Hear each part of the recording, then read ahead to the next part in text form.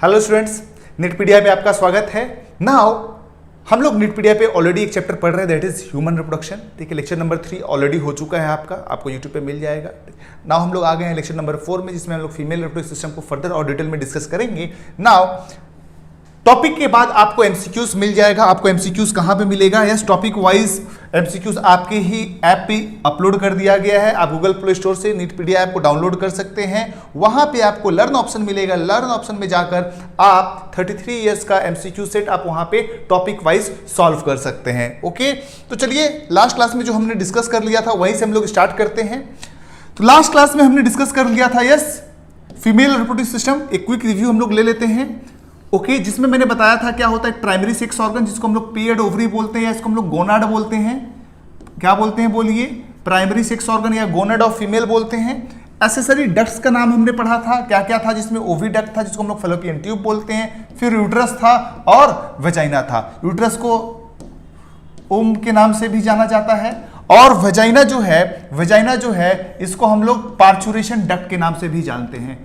Parturition duct या birth canal के नाम से भी जानते हैं। ओके, नाउ फिर आपका आता है आज जो हमको डिस्कस करना है यस एक्सटर्नल जेनिटलिया, जिसमें मोन्स प्यूबिस, वेस्टिब्यूल, हाइमेन और क्लिटोरिस के बारे में हम लोग डिस्कशन करेंगे।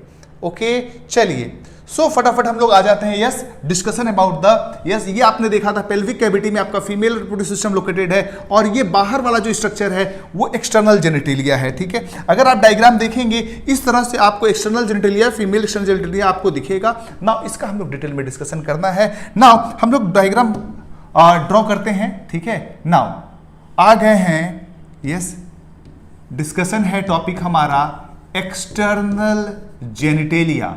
जैसा कि नाम से ही पता चल रहा है एक्सटर्नल की बात कर रहा है, दैट मींस बाहर से दिखने वाला जेनिटेलिया जो है वो होगा क्या? External genitalia. यस, मेल में हमने एक्सटर्नल जेनिटेलिया पढ़ा था, यस स्पेनिश को एक्सटर्नल जेनिटेलिया बोलते हैं मेल के केस में। यस, एक्सटर्नल जेनिटेलिया जो है उसका हमको डिटेल में डिस्कशन करना है। आप इसका नोट्स बनाते जाइएगा। ठीक है, इसको हम लोग ऑल्सो नोन एज, कुछ और नाम से भी इसको हम लोग जानते हैं, ऑल्सो नोन एज वल्वा या प्यूडेंडम वल्वा या प्यूडेंडम के नाम से भी जानते हैं। इसमें क्या क्या चीजें इंक्लूड हैं? यस, इंक्लूड्स क्या क्या चीजें इंक्लूड हैं वो आपको नोट डाउन करना है। Yes, it includes labia majora, labia minora, clitoris,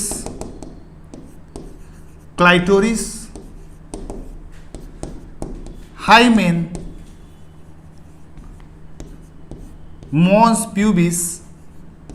इन सब चीजों के बारे में हमको स्टडी करना है। ओके, नाउ एक एक करके हम लोग डिस्कशन स्टार्ट करते हैं। ठीक है, नाउ हम अपना डायग्राम ड्रॉ करके समझने की कोशिश करते हैं पूरे फिगर को, पूरे स्ट्रक्चर को।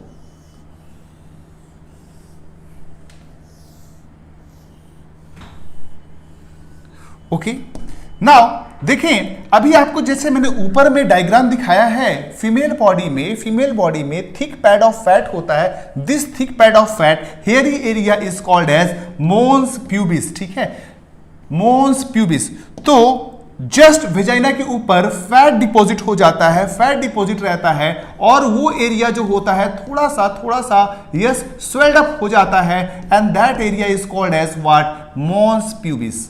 तो ये हो गया आपका यस, ये हो गया आपका mons pubis.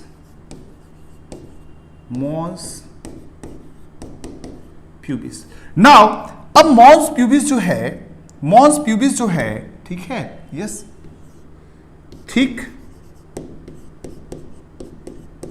Pad of fat covered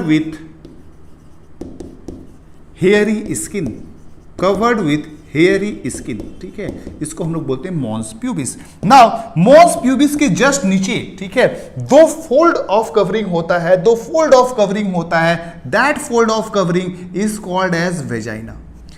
sorry, labia majora, not vagina, vagina तो वेजाइनल ओरिफिस ओपनिंग है। Yes, thick fold of covering होगा, that is called as yes labia majora, labia majora. Now labia majora के just नीचे, labia majora के just नीचे और एक thick fold of covering होगा, yes that is called as yes labia minora, labia minora. दोनों के बीच में स्पेस जो है उसको हम लोग बोलते हैं वेस्टिब्यूल। दोनों के बीच में जो स्पेस है that is called as vestibule. Okay, now एक बात और देखो, ये जो लैबिया माइनोरा है, दोनों फ्यूज हो जाता है और यहां पे एक स्ट्रक्चर पाया जाता है, that structure is called as, ठीक है, that structure is called as clitoris. Clitoris, ध्यान रखिएगा, क्लाइटोरिस में कुछ पॉइंट्स आपको एमसीक्यूज के फॉर्म में आता है, वो याद रखना है, ठीक है। क्लाइटोरिस जो है यस हाईली सेंसिटिव स्ट्रक्चर होता है, हाईली सेंसिटिव स्ट्रक्चर होता है, ठीक है। इसको बोला जाता है फीमेल पेनिस, इसको बोला जाता है फीमेल पेनिस क्योंकि एक्साइटेबल टिश्यू है,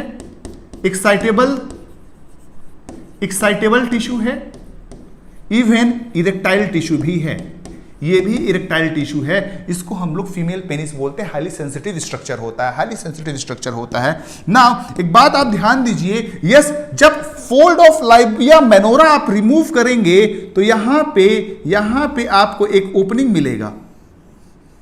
जो फोल्ड ऑफ लैबिया मेनोरा को रिमूव किया जाएगा, एक्सप्लोर किया जाएगा, तो और एक फोल्ड ऑफ कवरिंग मिलेगा, ठीक है, that is called as hymen.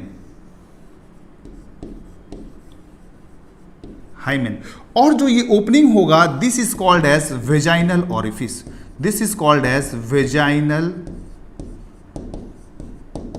Orifice, ठीक है, वेजाइनल ओरिफिस। वेजाइनल ओरिफिस के जस्ट ऊपर और क्लाइटोरिस के नीचे एक और ओपनिंग होगा, this is called as what, urethral opening, this is called as urethral opening, urethral opening.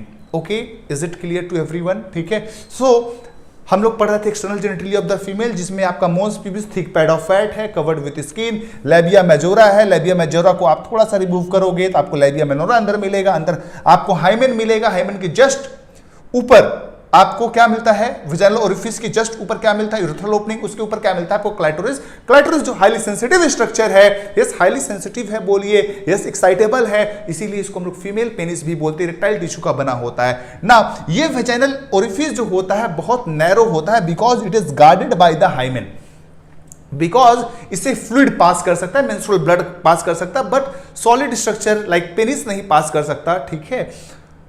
Now अब देखिए, जब तक हाइमेन है तब तक पेनिस क्रॉस नहीं करेगा। ओके, इसीलिए हाइमेन के बारे में कुछ पॉइंट्स आपको याद रखना है, ठीक है। और देखिए लैबिया मेजोरा और लैबिया माइनोरा में डिफरेंस याद रखना है, यहां पे हेयर प्रेजेंट होता है, लैबिया मेजोरा में हेयर प्रेजेंट होता है और लैबिया माइनोरा में हेयर एब्सेंट होता है। Is that clear? नाउ एक बात और आप मेरा ध्यान दीजिए, हाइमेन जो होता है, लिखा हुआ है बुक में, it is considered as sign of virginity, because it is broken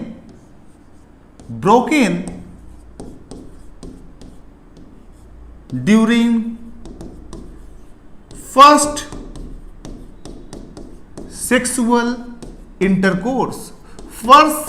intercourse में ये ब्रेक होता है, इसीलिए इसको साइन ऑफ वर्जिनिटी बोला जाता है। लेकिन वहीं बुक्स में और भी लिखा हुआ है, hymen is false sign of virginity, क्यों फॉल्स साइन ऑफ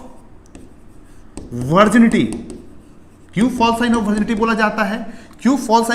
बोला जाता है? Because it can be broken itself in women during heavy exercise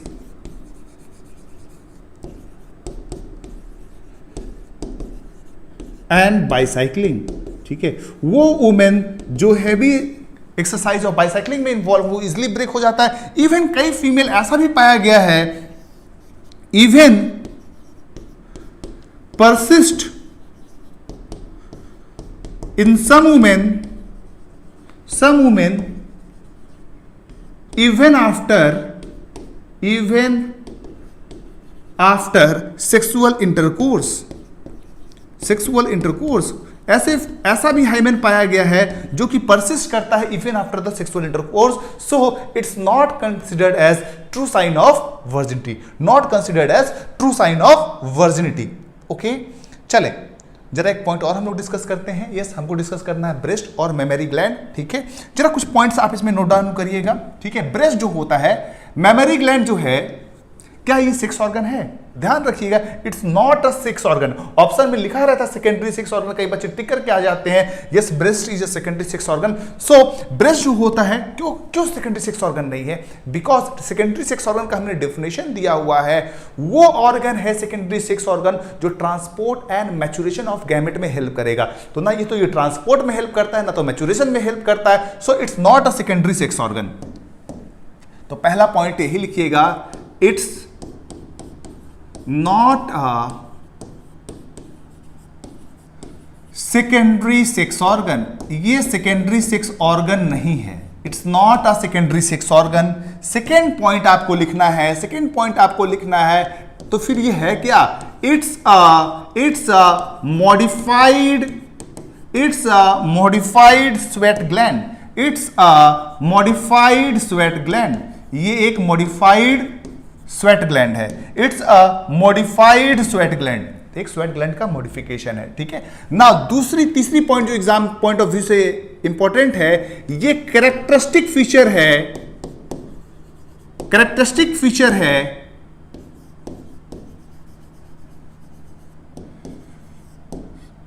mammals का ये कैरेक्टरिस्टिक फीचर है। Present both in male and female, male और फीमेल में mammary gland दोनों जगह प्रेजेंट रहता है, लेकिन फंक्शनल कहां होता है? यस, सिर्फ और सिर्फ फीमेल में।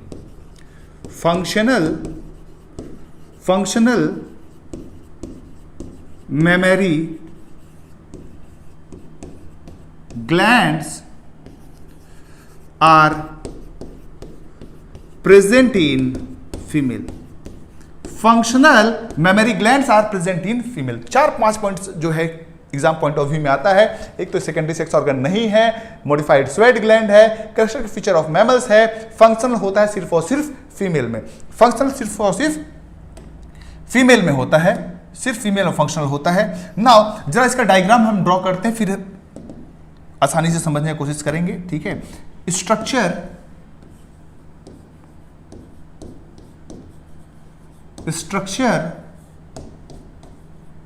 Of breast.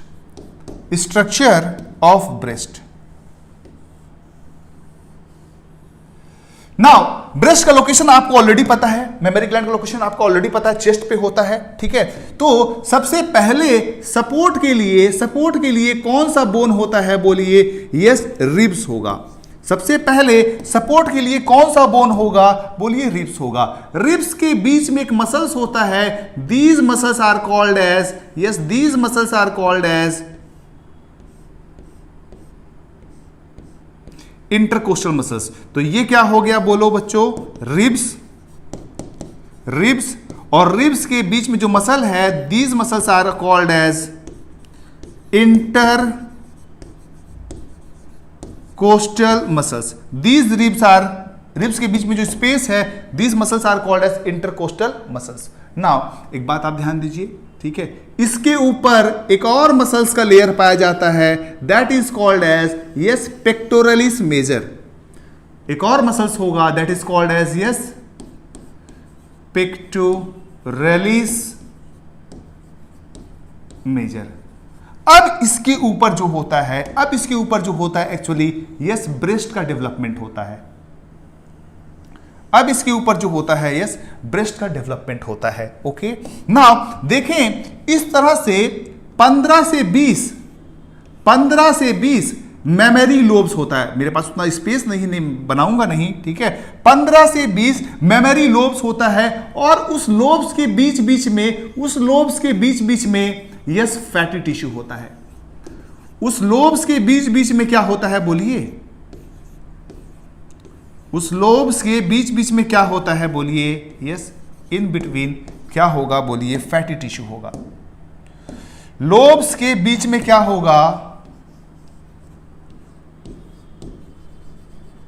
Fatty tissue. Now, और ये जो है क्या है? Yes, memory. ये क्या है बोलिए? Memory lobes. ये क्या है बोलिए? Memory lobes. कितना होता है? 15 से 20। 15 से 20। नाउ ये एरिया जो होता है, यस, डार्केंड होता है। ये एरिया डार्केंड होता है क्योंकि यहां पे मेलानिन पिगमेंट ज्यादा होता है। This is what? Nipple, and this surrounding area is called as areola. और दोनों को मिला के हम लोग बोलते हैं निप्पल एरियोला कॉम्प्लेक्स। दोनों को मिला के हम लोग बोलते हैं nipple areola complex. Is that clear? ठीक है ना। अगर हम बात करते हैं मेमोरी लोब्स का, मेमोरी लोब्स के अंदर अगर हम जाएं, तो इस तरह से हमको बैग लाइक स्ट्रक्चर मिलेगा। This bag like structure is called as alveoli. This bag like structure is called as alveoli. Lung में भी अल्वियोलाई होता है, यहां पे भी सैक लाइक स्ट्रक्चर पाया जाता है, that is called as alveoli. ये अल्वियोलाई जो है साइट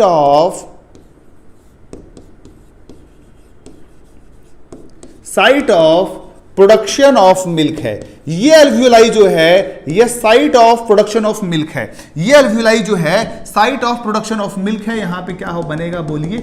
मिल्क का प्रोडक्शन होगा, ठीक है। यहां पे मिल्क का प्रोडक्शन होगा। नाउ यहां से इस तरह से एक ट्यूब्यूल निकलता है। These tubules are called as mammary tubules. These tubules are called as mammary tubules. Mammary tubules. अब नाउ देखें, इस तरह का बहुत सारा ट्यूब्यूल्स आपस में मिलकर एक कॉमन डक्ट का फॉर्मेशन करवाता है। इस तरह बहुत सारा ट्यूब्यूल्स, बहुत सारे अल्वियोलाई का जो ट्यूब्यूल्स है वो आपस में मिल जाएगा और डक्ट का फॉर्मेशन करवाएगा, ठीक है। Now this duct is called as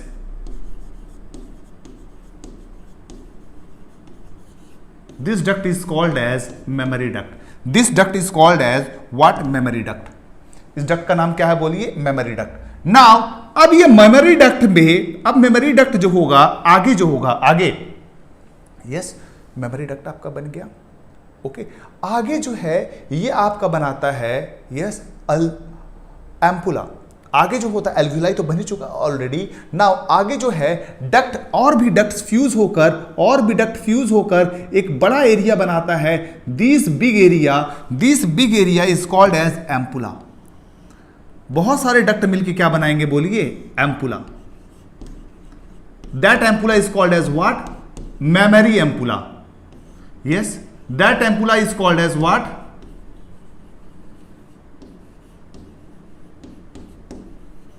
memory ampulla. Mammary ampulla आपका बन गया। Is that clear? Now mammary ampulla फिर जाके यहां पे अगेन ओपन होगा। These are called as lactiferous duct. Lactiferous duct. तो अगर शुरू से आप स्टार्ट करेंगे आप तो देखेंगे सबसे पहले मिल्क कहां बनता है बोलिए? अल्वियोलाई के अंदर। सबसे पहले मिल्क कहां बना आपका? यस, अल्वियोलाई के अंदर। अल्वियोलाई से फिर कहां गया? अल्वियोलाई से फिर कहां गया बोलिए? यस, आया आपका मेमोरी डक्ट के पास। कहां आया बोलिए? यस, मेमोरी डक्ट के पास, सॉरी मेमोरी ट्यूब्यूल्स के पास। मेमोरी ट्यूब्यूल्स के पास। उसके बाद फिर कहां जा रहा है, यस मेमोरी डक्ट के पास।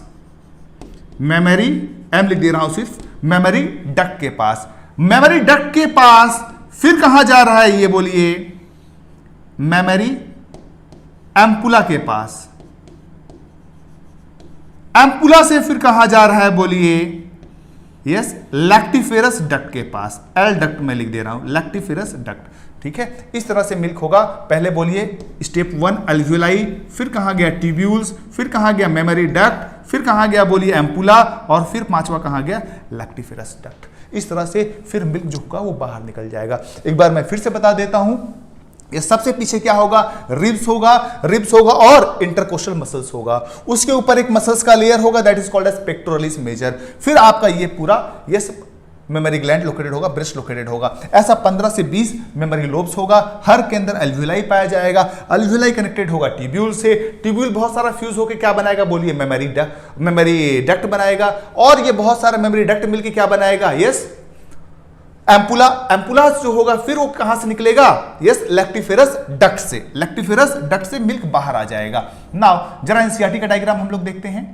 ओके, नाउ ये डायग्राम देखिए, ये आपको रिब्स का सेक्शन दिख रहा है, यस ये मसल्स दिख रहा है between the ribs, this is called as intercostal muscles, और ये उसके बाद वाला मसल्स है that is called as pectoralis major. ये आप देख रहे हैं फैट देख रहे हैं, और फिर आप देख रहे हैं मेमोरी लोब्स। अब इसमें देख रहे हैं bag like structure, this are called as what, memory alveolus. Alveolus कहां जा रहा है, बोलिए मेमोरी ट्यूब्यूल्स में। यहां ट्यूब्यूल्स नहीं लिखा हुआ है लेकिन होता है। फिर मेमोरी डक्ट का आता है, फिर आपका आता है एम्पुला, फिर आता है आपका लैक्टिफेरस डक्ट, और फिर वो निप्पल से इस तरह से बाहर निकल जाता है और मिल्क यहां से बाहर आएगा। And this area is called as nipple areola complex. Nipple areola complex. Okay, तो यहां पे हम लोग का क्या कंप्लीट हो गया, बोलिए ब्रेस्ट कंप्लीट हो गया और एक्सटर्नल जेनिटलिया कंप्लीट हो गया। ओके, अगले लेक्चर में हम लोग देखते हैं यस गैमेटोजेनेसिस, जो कि पूरा एक अलग टॉपिक है।